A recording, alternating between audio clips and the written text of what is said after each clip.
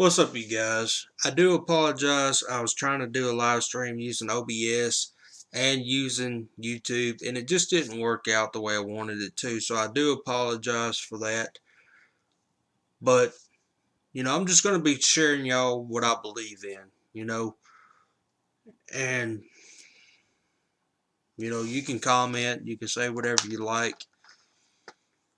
But without further ado, let's get into this video. I do believe in God. I do believe in the Bible. I know I haven't lived my life as a Christian, but we all fall short. We're human beings. None of us are perfect. But I do believe that when a Christian falls short, a lot of times people like to cast stones. But in the Bible, don't it say, he who lives without sin cast the first stone?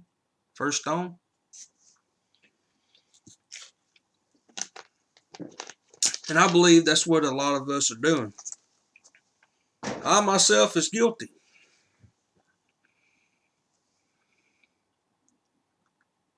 How can you say to your brother, you got a speck in your eye, knowing fully well you got one in yours?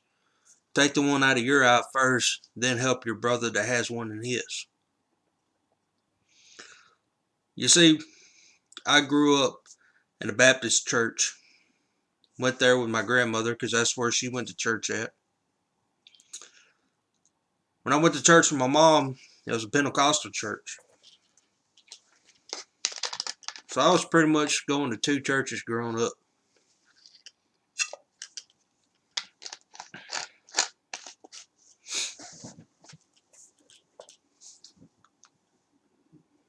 I really didn't know anything about Christianity, really. All I know is when they talked about hell, it scared me.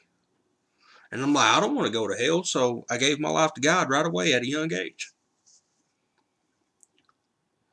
Didn't really read the Bible. I'm probably glanced at it when I was younger, what have you.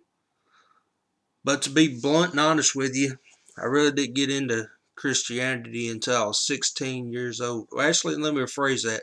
15. When I got sent off for the last time as a juvenile delinquent.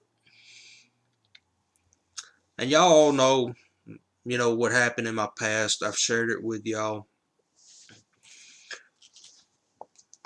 But I knew when I was in that place I was at, I needed help.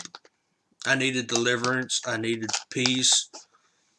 Medication wasn't working. Talking to doctors and counselors and taking medication, none of that was working. None of it. So I decided to turn to Christianity, and I said, Lord, do whatever you got to do to free me from this sin. Help me. Show me all the people that I've hurt. Guide me in the right direction. And when I was 15 years old, I was overweight. I started working out every day in that place. I stayed to myself. I was reading that Bible every day. And y'all, I had opportunities that came my way while I was in that place.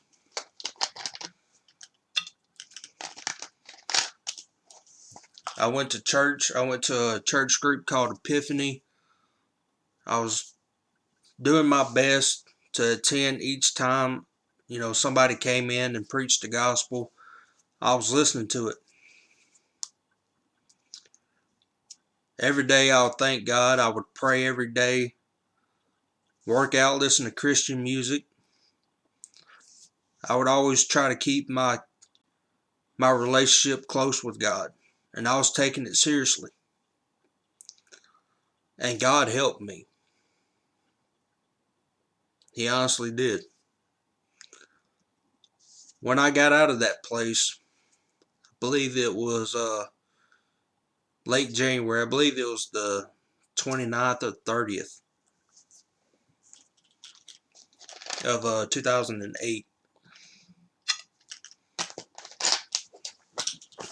And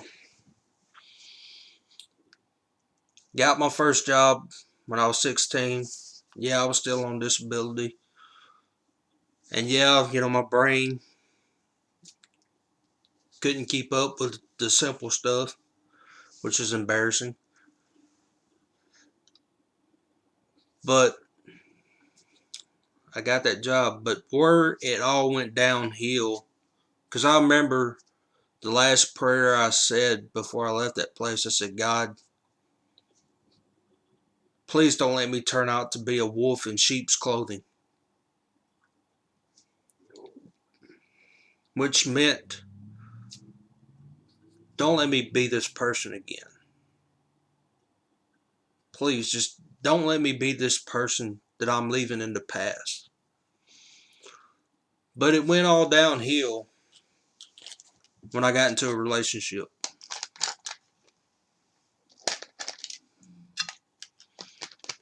When I got into a relationship, it seemed like I quit going to church. I was going to church, you know what I'm saying, but I wasn't going all the time. I was going downhill, was focused on sex. I was slowly just going downhill. I turned my eyes off God and started my own little journey on my own. And I just said, you know what, God, don't need you. And it seemed like it is what it is. I took my eyes off the Lord. And that relationship lasted about, I don't know, y'all, 2 years, 2.5 years. And when I lost it, it was like a drug. I had to have it again. When I first fell in love, it didn't work out. I was trying to find love again.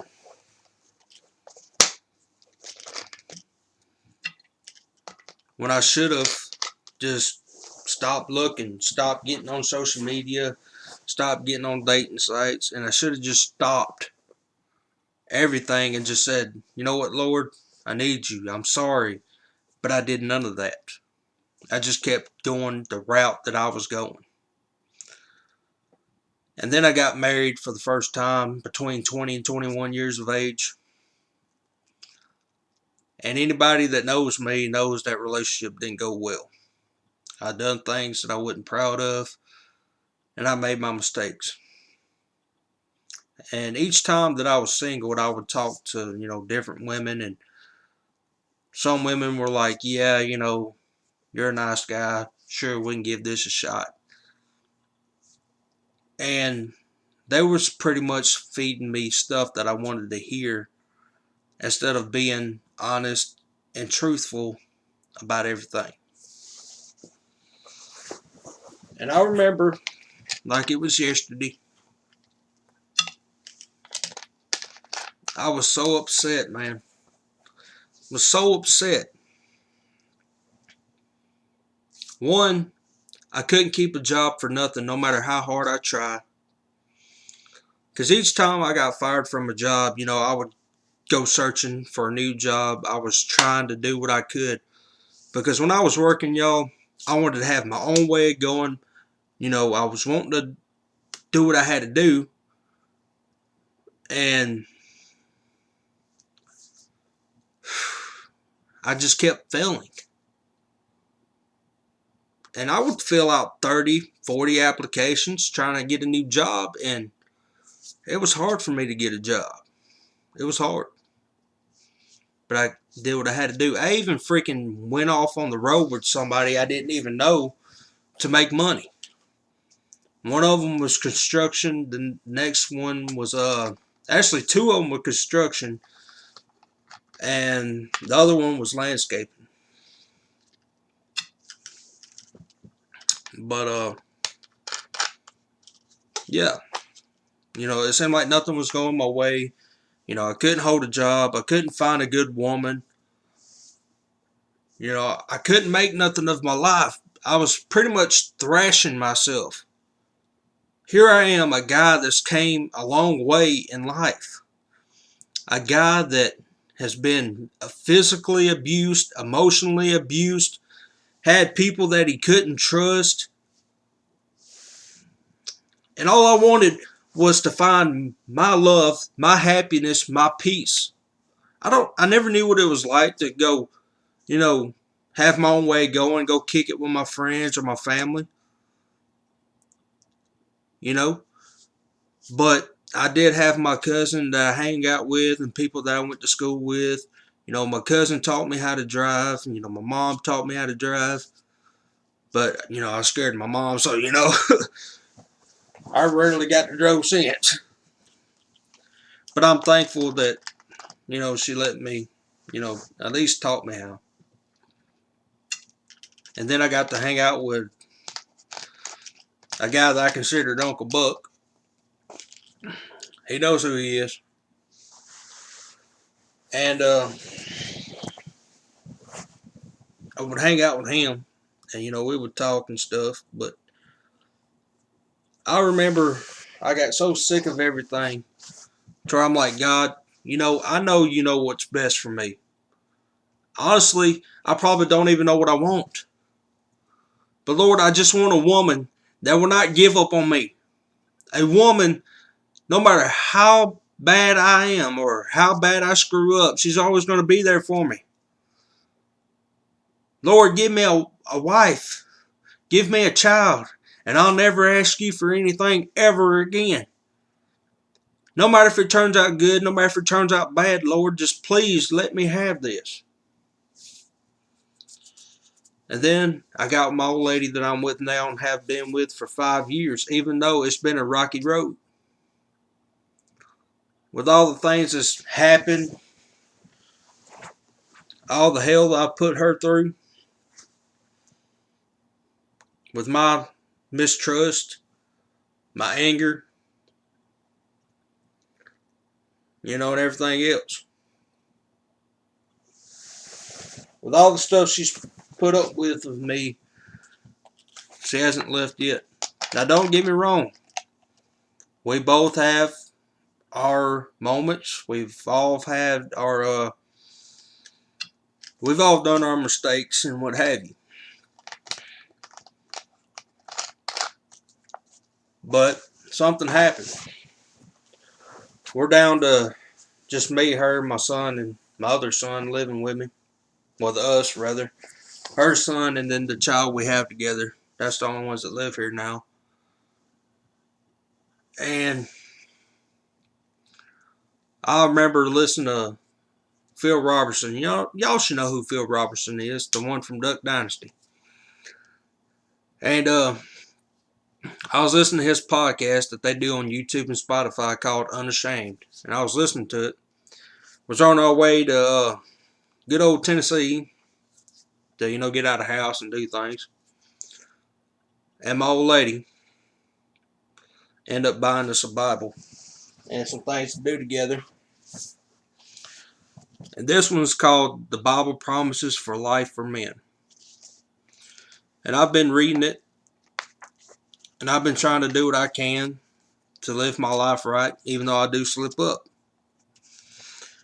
I can't think of anybody that don't slip up, whether they're Christian or not. But I have been reading this. Now, there are some days where I don't read it. I will say that. But she said, if we're going to do this, we're going to do this right. So, I'm thankful that in my house, we're starting to put God in it.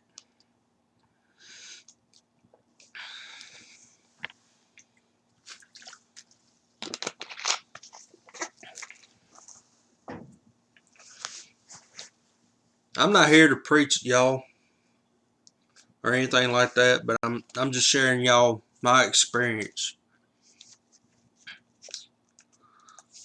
And let me go ahead and tell you.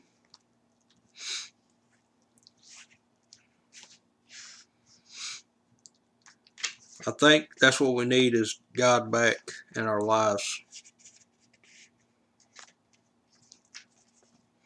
I honestly do, because He's a forgiving God. He's a merciful God. His love is never ending. And in John 3:16 it says, "For God so loved the world that He gave His only begotten Son, that whoever believes in Him should have everlasting life."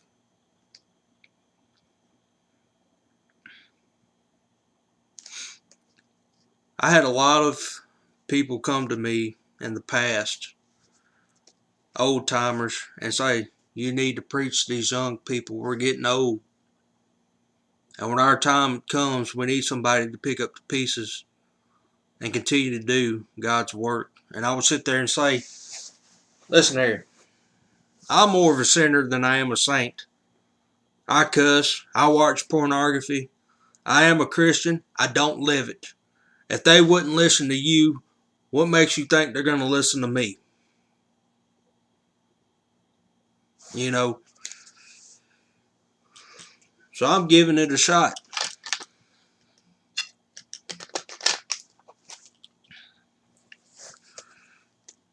You know, I know a lot of people don't believe in God. They're like, if I can't see God, I can't touch God, how do I know He's there? Believe. Believe is all you need. Faith. You can't see the wind. You can't see the thunder, but you can hear it. With the Lord, you hear with your heart, your spirit.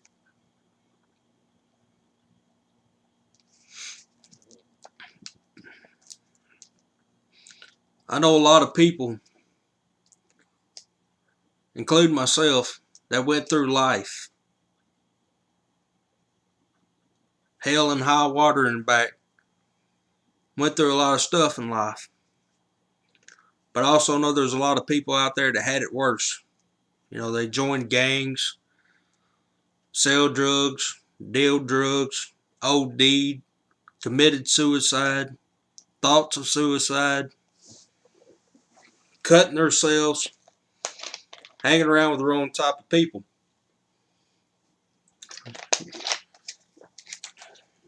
But let me tell you something.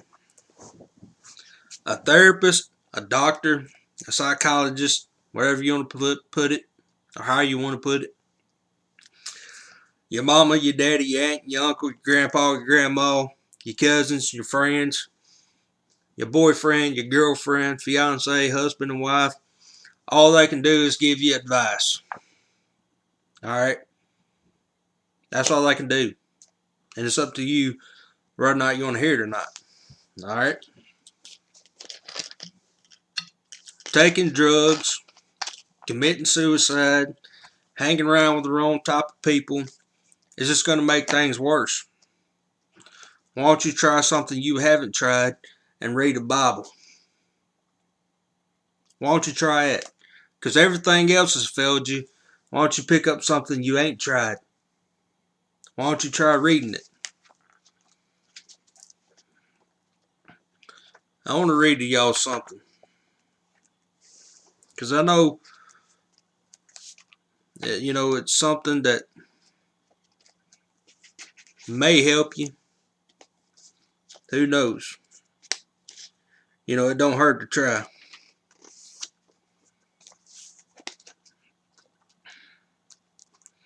You know, it never hurts to try.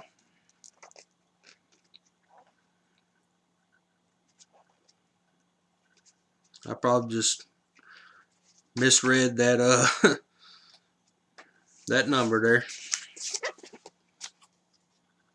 Oh, 192.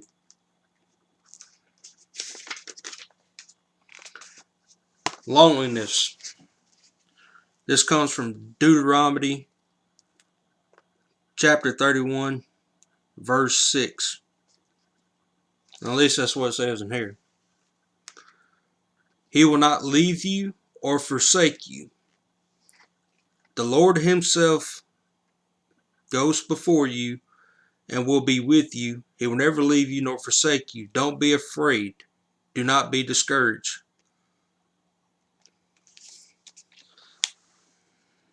Alright?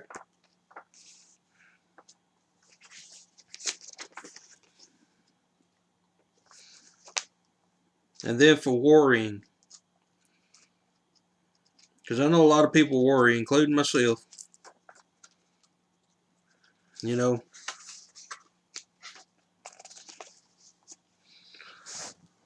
this is from Jeremiah chapter 17, verse 7 through 8. Blessed is the man who trusts in the Lord. Who trusts in the Lord, he is like a tree planted by water that sends out its fruit by the streams. By the streams. My bad. And does not fear when heat comes, for its leaves remains green. And it is not anxious in the year of drought, for it does not cease to bear fruit.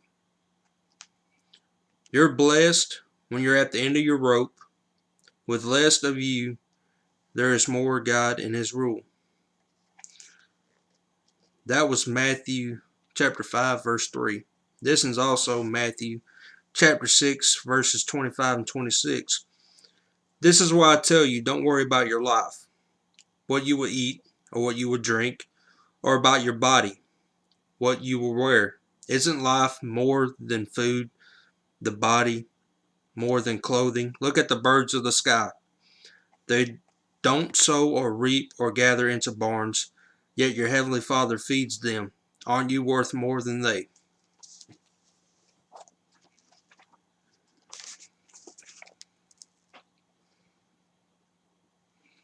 You know, all it takes is this right here. Some encouraging words. If you read the Bible, you will know that everything that is written has came to fruition. And what I'm trying to say is everything that happened in this Bible is happening in this world today. Point blank and simple.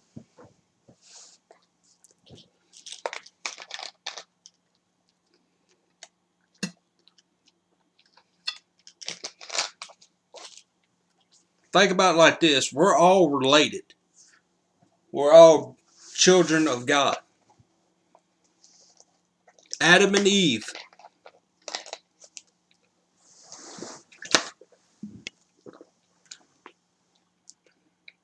Adam, which is man, was created by the dirt. A woman, Eve,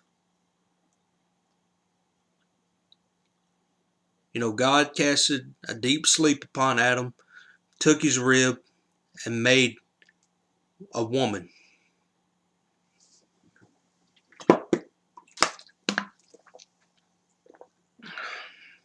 A lot of people try to find ways and excuses not to pick up and read this Bible.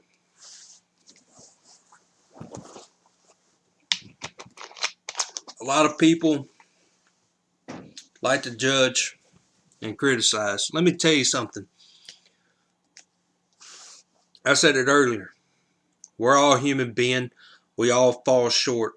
We all have sinned. We're all going to make mistakes. We're human beings.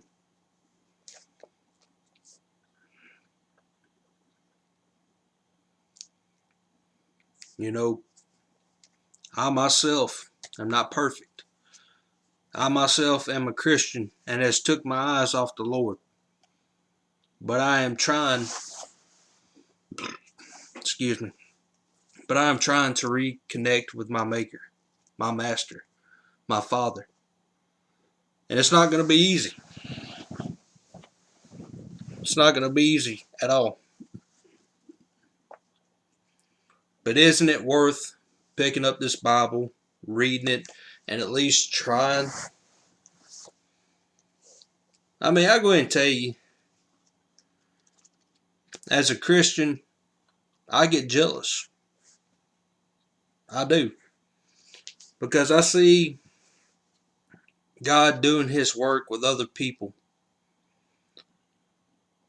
And I see the rewards that these Christians are getting And it makes me jealous, and I'm like, God, why hasn't that been me? Why hasn't that happened to me?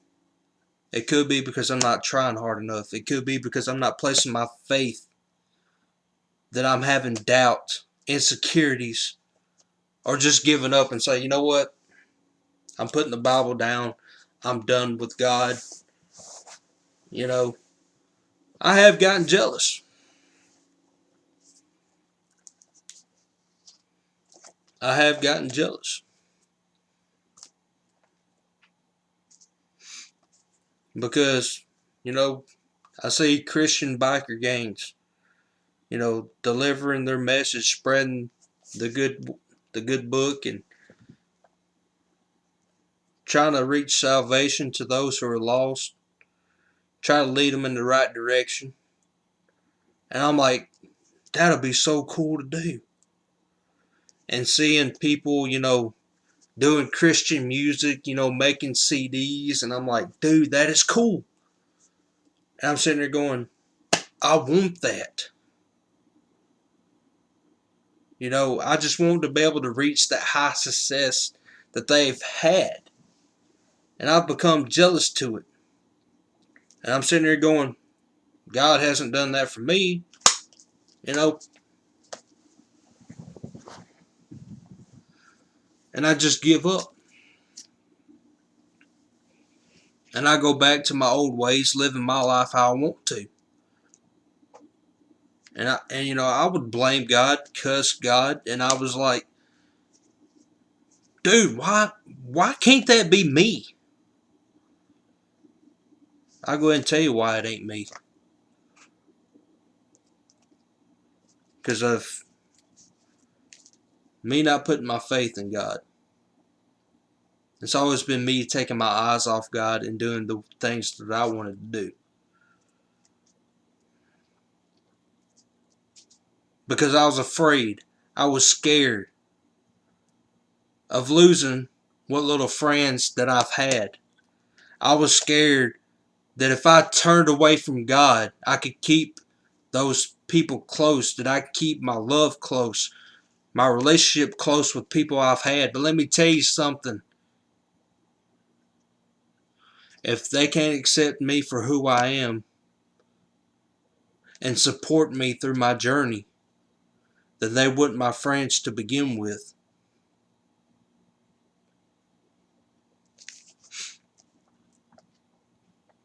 In the Bible, it also states, it's not in here, because this is just certain verses in the Bible, you know, to help you through things like, you know, anger, abandonment, you know, talks about the eternal life, enemies. It's just something to help you along the way with whatever problems you have. But it's still better to read this than nothing at all when it comes to the Bible. So, yeah, but it also states in the Bible. I done forgot what I was going to say. I hate when that happens. I had it.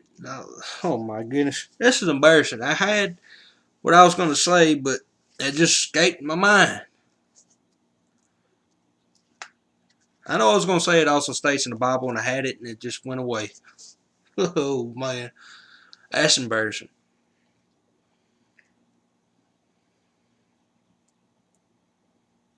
That was embarrassing. But anyway, I would like for all the people that strongly and firmly believe in God and they tried their best to live the right way, you know, God's way, and, you know, try to do what's best. I'm asking y'all to please pray for me and my family. I'm asking y'all that. Because in this Bible it states, you know, God will never leave you nor forsake you. He wants the best for you. You know, even in Romans 8:28, I might not be able to quote the whole scripture, but you know, we're gonna try it at least. You know what I'm saying? So let me look it up on Google real quick to make sure I'm saying it right. Well, I just passed it. It just popped up on my phone. Alright.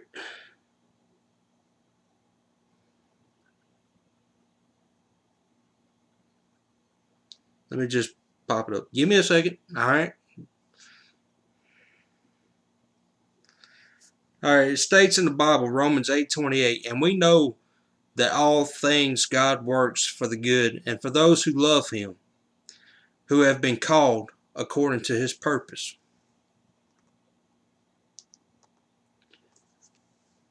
I'm just asking y'all to please pray for me, for my family, and for things to get better. Because let me share another thing with y'all. I know a lot of people judge me and criticize me and tell me that I should get a job and everything else. Let me explain something to you. I have filled out over 30 applications. I've went to 1 or 2 job interviews and they would not hire me. Okay? I'm still trying my best to find out in life what I'm good at, to make money and support and help my old lady. I'm trying my hardest. I even thought about trying to restore game systems, clean them, do what I can to do, and make a little money, because it's better to have something than nothing at all. And for those people that like to judge and criticize you, you have no room to judge or criticize. It's like I said in the Bible. Like it says in the Bible, he who lives without sin cast the first stone. And it's like I said, a lot of people likes to cast stones. Leave a comment below. Let me know y'all listen to this all the way. Leave a thumbs up. I love y'all guys. And I'm here to tell you now, if you support your boy Big Country Mudcat, subscribe.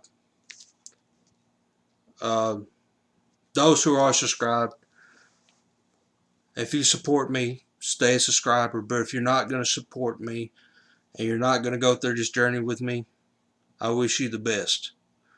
God bless. Y'all take it easy. Y'all be safe and careful out there. I love y'all. Keep me in your prayers, and I'll see y'all next time.